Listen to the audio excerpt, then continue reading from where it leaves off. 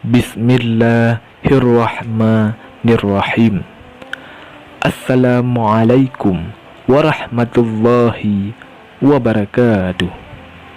Innal hamdalillah nahmaduhu wa nasta'inuhu wa nastaghfiruh wa na'udzu billahi min syururi anfusina wa min sayyiati a'malina. May yahdihillahu fala mudhillalah wa may yudlil fala hadiyalah. Asyhadu an la ilaha illallah wahdahu la syarikalah wa asyhadu anna Muhammadan abduhu wa rasuluh. Allahumma salli ala sayyidina Muhammad wa ala ali sayyidina Muhammad. Syukur alhamdulillah kita dapat berjumpa kembali di channel ini. Harapan dan doa saya, semoga saudaraku semua yang menonton video ini selalu diberikan kesehatan, dilapangkan rezekinya, diampuni dosanya, dan dipanjangkan umurnya. Amin, amin, ya rabbal alamin. Rasulullah SAW pernah bersabda, akan datang pada manusia umat Muhammad suatu zaman banyak orang yang merasakan dirinya salat, padahal mereka sebenarnya tidak salat. Hadis riwayat Ahmad. Allah Subhanahu wa Ta'ala berfirman di dalam Al-Quran yang artinya, sungguh aku ini Allah, tidak ada Tuhan selain aku, maka sembahlah aku dan laksanakanlah salat untuk mengingat aku. Quran Surat Taha ayat 14. Selanjutnya Allah Subhanahu wa Ta'ala berfirman yang artinya, adapun jika kamu sakit atau sedang dalam perjalanan atau sehabis buang air atau kamu telah menyentuh perempuan sedangkan kamu tidak mendapat air, maka bertayamumlah kamu dengan debu yang baik suci, usapkanlah wajahmu dan tanganmu dengan debu itu, sungguh Allah Maha Pemaaf, Maha Pengampun. Quran Surah An-Nisa ayat 43. Karena itu, dalam mengerjakan salat tidak boleh lalai. Yang dimaksud lalai adalah tidak mengetahui maksud apa yang dibaca dan apa yang dikerjakan. Apalagi jika kurang memperhatikan syarat rukun dan ketentuan-ketentuan salat lainnya, maka yang diperoleh hanyalah payah dan letih. Rasulullah SAW menyatakan, berapa banyak orang yang salat malam, keuntungan yang diperoleh hanyalah payah dan letih. Hadis riwayat Ibnu Majah.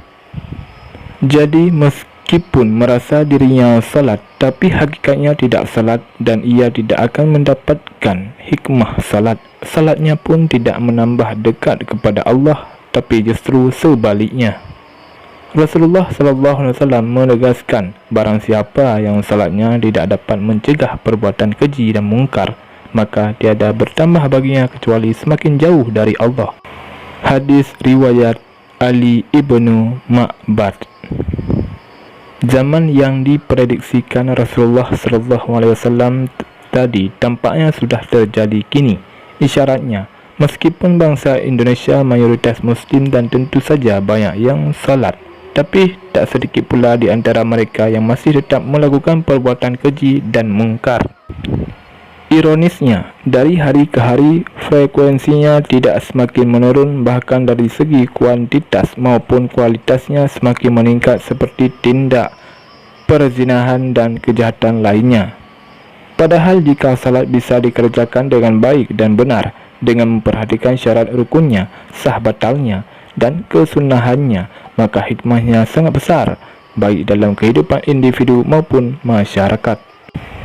Misalnya saja, manifestasi dari rukun qauli, bacaan dalam salat akan menjadi orang tidak mudah berkata bohong, memfitnah dan berkata kotor lainnya. Manifestasi dari rukun fi'li, gerakan dalam salat, tangan tidak akan digunakan untuk menjamah sesuatu yang dilarang agama. dan kaki pun tidak melangkah kecuali yang diridai Allah. Demikian juga anggota tubuh lainnya, sedangkan manifestasi dari rukun kalbi, kekhusyukan hati, maka jiwanya tidak akan mudah dihinggapi penyakit rohani seperti hasud, iri, dengki, dendam, dan sombong. Misal lainnya adalah sujud. Sujud merupakan simbol penghambaan ketaatan tertinggi seorang muslim, karena posisi sujud adalah meletakkan kepala di lantai tanah. Orang yang bersujud berarti telah rela meletakkan kepalanya yang terhormat ke lantai yang diinjak oleh kaki. Ini artinya, orang yang sujud itu telah bersedia mematuhi ketetapan-ketetapan hukum syariat Islam secara totalitas dalam semua aspek kehidupan. Dengan begitu, secara kontekstual, ia pun harus bersujud dalam segala bentuk aktivitas kehidupannya sehari-hari. Misalnya, jika berbisnis harus jujur, tidak menipu, dan tidak mencuri takaran atau timbangan. Jika berpolitik harus mengedepankan moral dengan tujuan memperjuangkan kaum lemah. Dan jika menjadi pemimpin, ia berusaha mengemban amanah. Rasulullah SAW mengumpamakan orang yang mengerjakan salat 5 kali sehari semalam itu seperti orang yang mandi untuk membersihkan kotoran yang ada di badan. Rasulullah SAW berkata, "Bagaimana pendapatmu jika ada sungai di depan rumahmu, lantas kamu mandi di situ sehari 5 kali? Apa masih kotor badanmu?"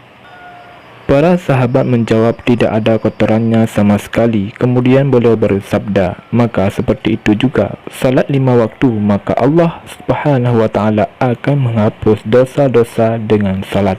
Hadis riwayat Bukhari dan Muslim. Demikianlah, semoga video ini bermanfaat. Wahai sahabat muslim yang beriman, marilah sama-sama kita senantiasa untuk melaksanakan salat dengan sungguh-sungguh, yaitu dengan khusyuk, terutama mengetahui rukun salat, syarat wajib salat, dan syarat sah salat. Semoga Allah Subhanahu wa ta'ala menerima semua salat kita. Saya akhiri, wabillahi taufiq wal hidayah. Wassalamualaikum warahmatullahi wabarakatuh.